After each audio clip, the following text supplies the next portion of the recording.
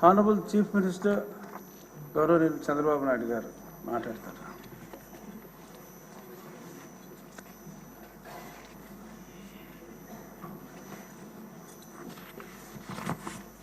అధ్యక్ష, ఈరోజు అందరి ఆమోదంతో శాసనసభ డిప్యూటీ స్పీకర్గా ఎన్నికైన మీకు వ్యక్తిగతంగా తెలుగుదేశం పార్టీ తరఫున కూడా మనస్ఫూర్తిగా అభినందనలు తెలియజేస్తున్నా. శుభాకాంక్షలు అధ్యక్ష. సినిమా రంగంలో ఇక్కడే మా మిత్రుడు పవన్ కళ్యాణ్ గారు ఉన్నారు. త్రిపుల్ ఎంత సంచలనం సృష్టించిందో నేటి రాజకీయాల్లో మీ చరిత్ర కూడా అంత సంచలనాన్ని సృష్టించిన దిశ. త్రిపుల్ సినిమాలో నాటు నాటు పాట ఎంత పాపులర్ అయిందో ఈ త్రిపుల్ రచ్చబండ కూడా అదే మరి పాపులర్ అయింది. దానికి ఒక చరిత్ర ఉంది. అలాంటి ఒక్కొక్కసారి జీవితంలో కొన్ని సమస్యలు వస్తాయి. ఆ సమస్యల్ని ధైర్యంగా ఎదుర్కోవడం చాలా ముఖ్యం. తిరిగి ఆ కుర్చీలో కూర్చుంటే నిండుగా కనపడుస్తున్నారు. అందరూ కూడా ఆఫ్గా కొత్త కనపడుస్తారు, కానీ మీరైతే ఆ కుర్చీకి ఒక నిండుత్వాన్ని ఇచ్చారు. పంచకట్టు కూడా తెలుగు బిడ్డ పంచకట్టుతో వచ్చారు. చాలా సంతోషం. మిమ్మల్ని చూసినప్పుడు, ముఖ్యంగా ఈ కొత్త బాధ్యతలో మిమ్మల్ని చూసినప్పుడు చాలా సంతోషం కలుగుతూ ఉంది. మీరు తప్పకుండా మంచిగా రాణించాలని మనస్ఫూర్తిగా ఆకాంక్షిస్తున్నా. ఇక్కడ ఉండే మెంబర్స్కి అందరికి కూడా ఒకసారి ఆలోచిస్తే వారి ప్రస్తావన కూడా మే 14, 1962 విజయవాడలోని కనుమూరు వెంకట సత్య సూర్యనారాయణరాజు గారు, అన్నపూర్ణమ్మ దంపతులు జన్మించారు. ఆయన ఒక పారిశ్రామికవేత్తగా, రాజకీయవేత్తగా గుర్తింపు తెచ్చుకున్నారు. రఘురామకృష్ణరాజు గారు విశాఖపట్నంలోని ఆంధ్ర విశ్వవిద్యాలయంలో పోస్ట్ గ్రాడ్యుయేషన్ చేశారు. డిస్టింక్షన్లో పాస్ అయ్యారు. అప్పటి నుంచి కూడా మీరు ఎక్కడ చూసినా ఉత్సాహంగా మెరిట్లోనే ఉన్నారు. ఆయన మొదటి నుంచి మెరిట్ స్టూడెంటు. ఇండస్ట్రీ కూడా విద్యుత్ రంగంలో, ఎడిబుల్ ఆయిల్స్లో ఇలాంటి వ్యాపారాలు కూడా చేసి గుర్తింపు తెచ్చుకున్నారు. వాళ్ళ కుటుంబానికి కూడా రాజకీయ నేపథ్యం ఉంది. శిరీష్ రాజు గారు, వీళ్ళ తాతగారు, ఆయన జిఎస్ రాజు గారు 1958 నుంచి 64 వరకు ఏపీ లెజిస్లేటివ్ కౌన్సిల్ పదవికి మొట్టమొదటిసారిగా డిప్యూటీ చైర్మన్గా పనిచేశారు. ఇంకో పక్క సిరీస్ ఫార్మా ఎస్టాబ్లిష్ చేశారు అప్పట్లోనే, కానీ కొన్ని కారణాల వల్ల దాన్ని ముందుకు తీసుకుపోలేకపోయారు. కానీ లేకపోయింటే ఈరోజు రిచెస్ట్ మ్యాన్ ఆంధ్రప్రదేశ్లో ఆయనే ఉండేవాడు. అప్పట్లో ఫార్మా అనేది చాలా ముఖ్యం. మన డిప్యూటీ స్పీకర్ గారు 19లో నర్సాపూర్ ఎంపీగా పోటీ చేసి గెలిచారు. అయితే వీరి ఆలోచన, వీరి వ్యక్తిత్వం మామూలుగా ఉండేవాళ్ళకి అడ్జస్ట్ కాలేరు. ఏదున్నా సరే ఫ్రాంక్గా మాట్లాడతాడు. మనసులో కల్మషం ఉండదు. ముందు వెనుక చూడకుండా మాట్లాడుతూ ఉంటారు. ఎందుకంటే ఓసారి ఫ్రాంక్గా ఉండేటప్పుడు కొన్ని సమస్యలు కూడా వస్తాయి. అయితే నేను చాలా రోజుల నుంచి వాటిని దగ్గరగా చూస్తున్నా. ఎక్కడన్నా తప్పులున్నప్పుడు కానీ ఎక్కడన్నా ఇది ఉన్నప్పుడు కానీ చెప్పాలనుకున్నప్పుడు కానీ కొండ బద్దలు కొట్టి చెప్పడం వారి మనస్తత్వం. ఓసారి అలాంటి మనస్తత్వమే కొన్ని ఇబ్బందులకు గురి చేస్తుంది. అలాంటి ఇబ్బందుల్లోనే వారు ఎంత టార్చర్ అనుభవించారో ఒక ఉదాహరణ మాత్రం. ఆయన మీరు చూస్తే పోయిన గవర్నమెంట్ ఎప్పుడైనా సరే ప్రభుత్వాలు ఒక సంస్కరణ చేయడం, ఒక అభివృద్ధి చేయడం, లేకపోతే సంక్షేమ కార్యక్రమాలు చేయడం వల్ల ఎక్కడికక్కడ ఒక పాపులారిటీ వస్తుంది. కానీ పోయిన ప్రభుత్వం ఒక టెర్రరిజం, గవర్నమెంటే ఒక టెర్రరిజాన్ని స్పాన్సర్ చేయడం అనేది చాలా ఎక్కడ జరగదు. ఏ కొద్ది ఉదాహరణలు మాత్రం మనకు ఉంటాయి. అలాంటి చూసినప్పుడు సొంత ఎంపీ విభేదించినప్పుడు, డిఫర్ అయినప్పుడు కావాలంటే మనం దూరంగా ఉంటాం, అది వేరే విషయం. కానీ ఏ విధంగా ఆయన పైన కక్షగట్టి పనిచేశారో, ఏ విధంగా కుట్రబన్నారో మనం ఒక్కసారి గుర్తుపెట్టుకోవాల్సిన అవసరం ఉంది. ముందు బెదిరించారు, భయపెట్టాలని చూశారు, కానీ ఏమాత్రం తగ్గలేదు. ఈయన నమ్ముకున్న సిద్ధాంతం ప్రకారం ముందుకు పోయి మాట్లాడే పరిస్థితికి వచ్చారు. అయితే మనం అందరం కూడా చూస్తే అలాంటి సందర్భంలో ఏకపక్షంగా తన సొంత ఎంపీ మీద రాజద్రోహం కేసు నమోదు చేసి, లేని కేసును నమోదు చేసి, ఆయన ఏమి కుట్రలు చేయలేదు, రాజద్రోహం చేయలేదు, లేకపోతే ఏదో పెద్ద ఇచ్చేసే సందర్భం లేవు. మనందరూ కూడా తెలుసు. రాజద్రోహం కేసు నమోదు చేసి 2021 మే 14వ తేదీన, మే 14వ తారీఖున ఆయన పుట్టినరోజు. ఆ పుట్టినరోజు ఆయన అరెస్ట్ చేసి పైశాచిక ఆనందం పొందాలనే ఉద్దేశంతో ఆయన అరెస్ట్ చేశారు. ఆ రోజు మీరు చూస్తే ఒక ఎంపీ పోలీస్ కస్టడీలో టార్చర్ చేయడం దేశంలోనే ఒక పెద్ద సంచలనమైంది. సిఐడి సీనియర్ అధికారులు, ఐపీఎస్ అధికారులు పోలీస్ కస్టడీలో ఒక ఎంపీని ఇలా హింసించిన సంఘటన భారతదేశ చరిత్రలో, నేను కూడా రాజకీయాల్లో 40 సంవత్సరాల నుంచి ఉన్నా, చాలా సంఘటనలు చూశాను. ఇదే మొదటి సంఘటన, ఇదే ఆఖరి సంఘటన నా అభిప్రాయం. నేను ఎప్పుడు చూడలేదు ఇలాంటి సంఘటన, ఎప్పుడు వినలేదు. ఆ రోజు మీరు చూస్తే 2021 మే 14వ తేదీన రఘురామరాజు గారి పైన సమోటోగా కేసు పెట్టారు. ప్రభుత్వాన్ని కూలదోయడంలో భాగంగా కుట్ర చేశారని రాజద్రోహం కేసు పెట్టారు. TV5 ABNతో కలిసి కుట్ర చేశారని ఆరోపించారు. 9 గంటలకు కంప్లైంట్ పెట్టారు, 10 గంటలకు FIR నమోదు చేశారు. మధ్యాహ్నం 2 గంటలకు హైదరాబాద్లో ఇంట్లో ఉంటూ వచ్చి అరెస్ట్ చేశారు. అంటే మీరు గుర్తుపెట్టుకోవాల్సింది, 9 గంటలకు కంప్లైంట్ ఇస్తారు, 10 గంటలకు FIR రిజిస్టర్ చేస్తారు.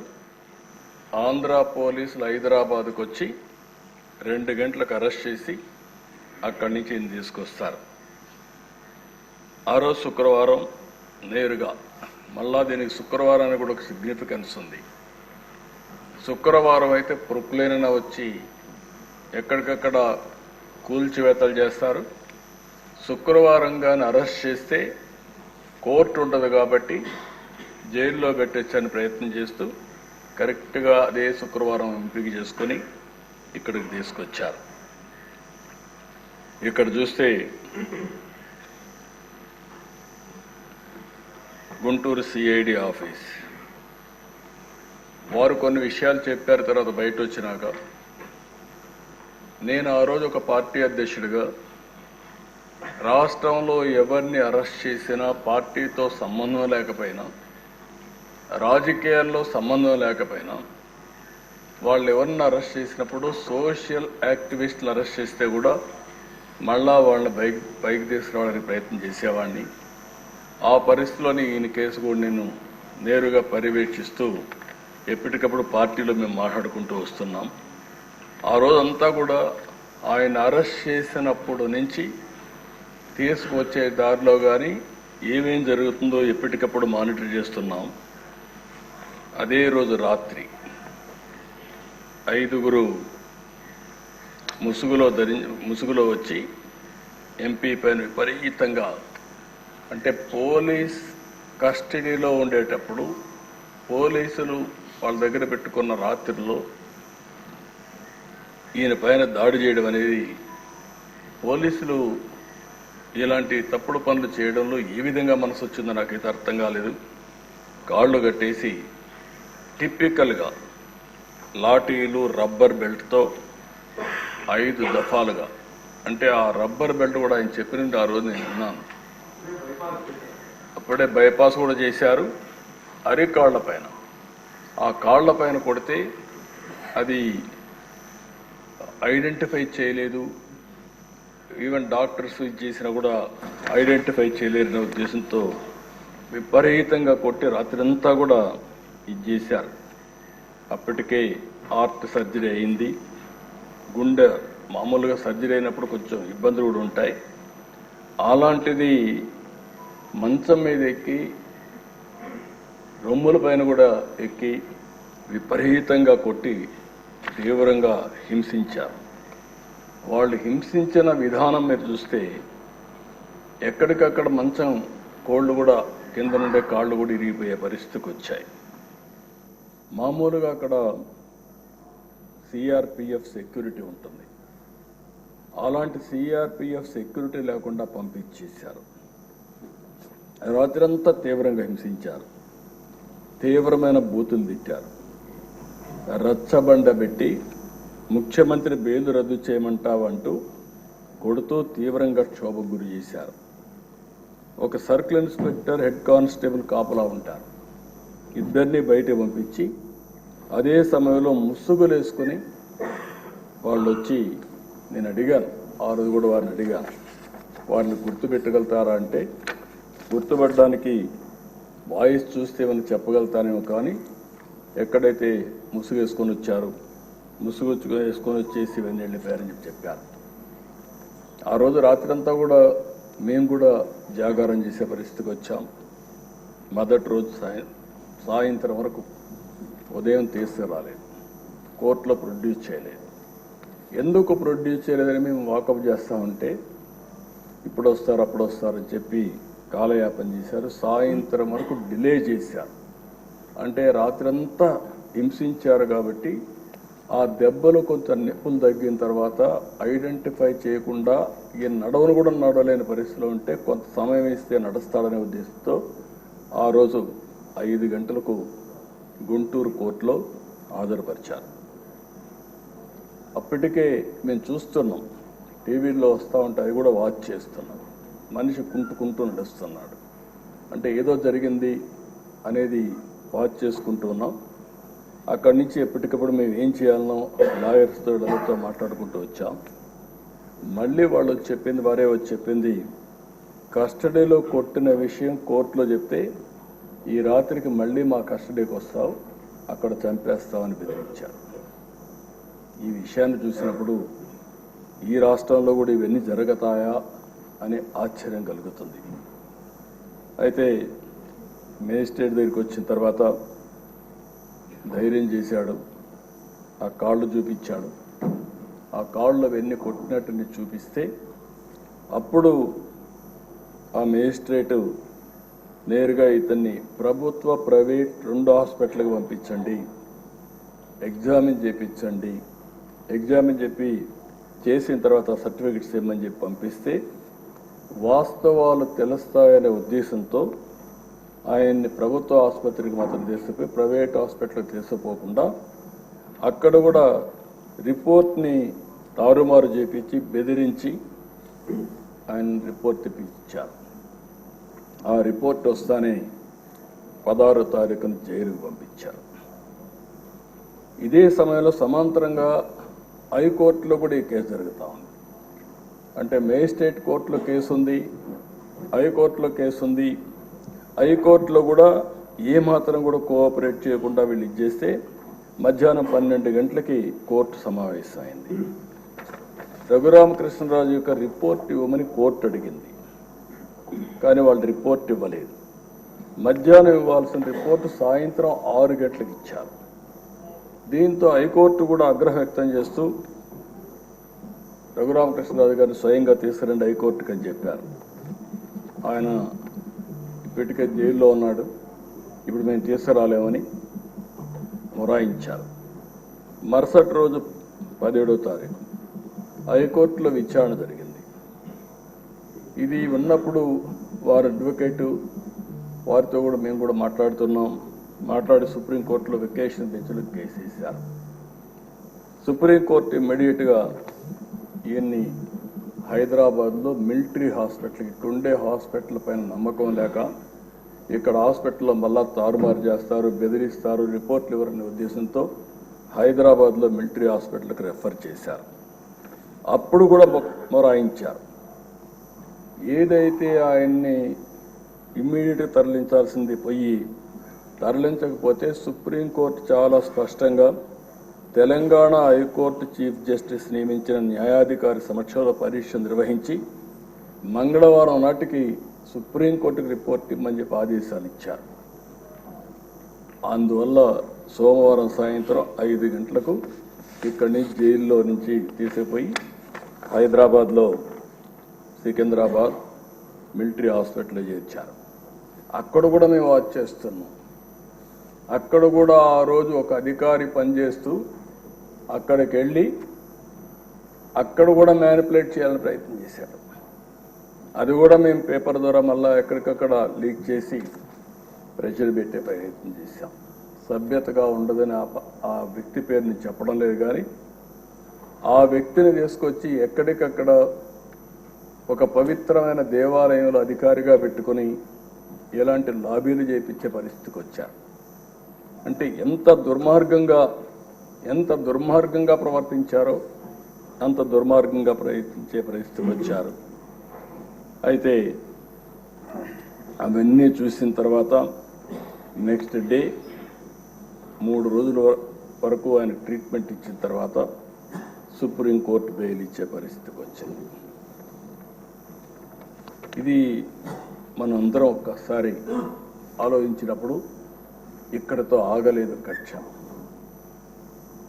నర్సాపూర్ లోక్సభ పరిధిలో పేద అమిరం గ్రామంలో అల్లూరి సీతారామరాజు విగ్రహావిష్కరణ జరిగింది. సాక్షాత్తు ప్రధానమంత్రి గారు ఆ ఫంక్షన్కి వచ్చారు. ఈయన స్థానిక ఎంపీగా ఉండి ఈయన ఇంటికి కూడా పక్కనే 500 మీటర్లు ఉంటుంది విగ్రహావిష్కరణ. అందుకని ఈయన కూడా వెళ్ళాలని చెప్పి ప్రయత్నం చేసి హైదరాబాద్ నుంచి రావడానికి ప్రయత్నం చేశాడు. కానీ ప్రయత్నం చేసి పర్లేదు వెళ్ళాలి అనే ఉద్దేశంతో నర్సాపూర్ ఎక్స్ప్రెస్లో టికెట్లు కూడా రిజర్వ్ చేసుకున్నాడు. బేగంపేటకు వచ్చిన తర్వాత దిగేశాడు. దిగి మళ్ళీ అందరికి మెసేజ్ ఇచ్చారు, మాకు కూడా మెసేజ్ వచ్చింది, నేను వెళ్ళడం లేదు, నేను వెళితే ఏదైతే సత్తెనపల్లి ఆ ప్రాంతం పిడుగురాళ్ళ సత్తెనపల్లిలో వాళ్ళు ఒక ప్లాన్ చేశారని తెలిసింది, అవసరమైతే భోగిని తగలబెట్టి చంపేయాలని చెప్పి ఆ వార్త తెలిసింది కాబట్టి నేను దిగేశాను, నేను పోవడం లేదని చెప్పి దిగేసి వచ్చే పరిస్థితికి వచ్చాడు. అంటే ఇవన్నీ చూస్తే ఇవి సాధ్యమా, ఇవి జరుగుతాయా అనిపిస్తుంది. కానీ వీరి విషయంలో ఇవన్నీ జరిగాయి. 5 సంవత్సరాలు ఎంపీగా ఎన్నికైన తర్వాత నియోజకవర్గానికి రాలేకపోతే కడాను రచ్చబండ పెట్టి ప్రజలకు జరిగిన విషయాలు జరిగినట్టు చెప్పి ప్రజల ఆదరణ పొందిన వ్యక్తి ఈ రఘురామకృష్ణ. అందుకే త్రిబుల్ ఆర్ సినిమా ఎంత సంచలనమో ఈయన జీవితం కూడా అంతే సంచలనం. ఇంకొక విషయం కూడా మనం గుర్తుపెట్టుకోవాలి. మామూలు వ్యక్తి అయితే ఆ ధైర్యంగా ముందుకు వచ్చేవాడు కాదు. ఒక్కసారి నేను ఎన్నోసార్లు చెప్పాను, కొంతమంది నేరస్తులు నాకు ఇది చూసినప్పుడు ఒకటి గుర్తొస్తుంది. ఇలాంటి చూసినప్పుడు ఇంకా చాలా జరుగుతున్నాయి. అవి చూసినప్పుడు నాకు ఎప్పుడు కూడా దేశంలో ఎక్కడన్నా జరిగిందా అని నేను అధ్యయనం చేశాను. ఇక్కడుండే శాసనసభ్యులు 5 కోట్ల ప్రజలు కూడా అర్థం చేసుకోవాల్సిన అవసరం ఉంది. రెండోది, ఆయన విషయంలోనే కాదు, నా విషయంలో కూడా జరిగిన తర్వాత ఏదైతే నా అభిప్రాయాన్ని ధృవీకరించుకున్నాను. నేను జైల్లో ఉన్నప్పుడు నా రూమ్లో కూడా సీసీటీవీ కెమెరాలు పెట్టి నేరుగా వాచ్ చేయాలని ప్రయత్నం చేశారు ఇక్కడి నుంచి, రిమోట్ నుంచి. అదే ఈయన విషయంలో కూడా ఆయన్ని కొడుతూ టీవీలో సెల్ ఫోన్లో ఆనాటి ముఖ్యమంత్రి చూశారని వారు చెప్పే పరిస్థితికి వచ్చారు. నాకు అది ఆ రోజు నాకు నమ్మశక్యంగా అనిపించలేదు. కానీ నా విషయంలో ఎక్కడైతే నన్ను జైల్లో పెట్టారో ఆ రూమ్లో కూడా సీసీటీవీ కెమెరా పెట్టి నేను ఏ విధంగా ఉన్నానో వాచ్ చేయడానికి ప్రయత్నం చేశారన్నప్పుడు నాకు నా అభిప్రాయాలు కన్ఫర్మ్ అయినాయి. అది అయిన తర్వాత నేను చాలాసార్లు ఆలోచించాను, ఎక్కడన్నా ఇలాంటి వాళ్ళు ఉన్నారా, ఎక్కడన్నా జరిగిందా ప్రపంచంలో అని అడిగితే ఒకే ఒక వ్యక్తి దొరికాడు. ఆ వ్యక్తి కొలంబియాలో ఎన్నో ఏళ్లకు మునుపు కాదు, 1980-85 ఆ ప్రాంతంలో ఏదైతే పాబ్లో ఎస్కోబార్, అతనికి ఇతనికి కరెక్ట్గా సరిపోతున్నాయి పోలికలు, దాంట్లో ఏం అనుమానం లేదు. అతను కూడా మీరు చూస్తే కొలంబియాలో మారక ద్రవ్యాల ముఠాలకు ఎస్కోబార్ నాయకుడు. అత్యంత ధనికుడుగా, నేరస్తుడుగా, దుర్మార్గుడుగా ఎమర్జ్ అయ్యాడు. దుర్మార్గుడు అంటున్నా నేను. ప్రపంచ మార్కెట్లో 80% కోకైన్ వంటి మారక ద్రవ్యాలని తయారు చేసి సరఫరా చేసి మొత్తం ప్రపంచంలోని డ్రగ్ స్మగ్లర్గా తయారయ్యాడు. మన ఈయన కూడా చూస్తే గంజాయి వచ్చింది, డ్రగ్స్ వచ్చాయి. ఈరోజు నేను హామీ ఇస్తున్నా, ఎట్టి పరిస్థితుల్లో రాబోయే రోజుల్లో ఎవరైనా సరే గంజాయి అమ్మినా, గంజాయి పండించిన ఉక్కు పాదంతో ఈ ప్రభుత్వం అణిచివేస్తుంది. ఒక్కరోజు మాట్లాడా? ఒక్కరోజు కనీసం ఆలోచించాడా? ఎంతమంది పిల్లలు, ఎంతమంది నాశనం అయిపోయారు గంజాయి తీసుకొని, ఎంతమంది డ్రగ్స్ కడెక్ట్ అయిపోయి ఎన్ని ఘోరాలు నేరాలు జరిగాయంటే అన్ని ఘోరాలు నేరాలు జరిగే పరిస్థితి వచ్చింది. ఆ పాబ్లో ఎస్కోబార్ అయితే 1985లో సుప్రీంకోర్టులో గెరిల్లాతో దాడులు చేయించాడు. 11 మంది న్యాయమూర్తిని చంపేశారు. ఈ ఎంపీని కూడా అదే విధంగా చంపేవారు. కనీసం ఈ దేశంలో ప్రజాస్వామ్యంలో కాస్తో కోస్తో చెక్స్ అండ్ బ్యాలెన్సెస్, కోర్టులు ఇవన్నీ ఉన్నాయి కాబట్టి కొంతవరకన్నా బయటపడ్డాం. కానీ లేకపోతే ఇతన్ని ఎప్పుడో ఎలిమినేట్ చేసే పరిస్థితికి వచ్చారు. సుప్రీంకోర్టులో బుల్డోజర్తో గుర్తించారు.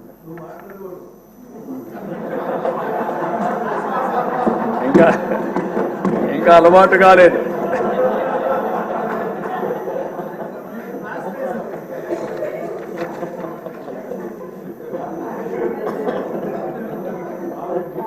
కాబట్టి మీరు అతనికి ఇతనికి చూస్తే ఒక వ్యక్తి అతని మీద మాట్లాడాడని, మినిస్టర్ పార్లమెంట్లో మాట్లాడాడని అతను చంపించేశాడు.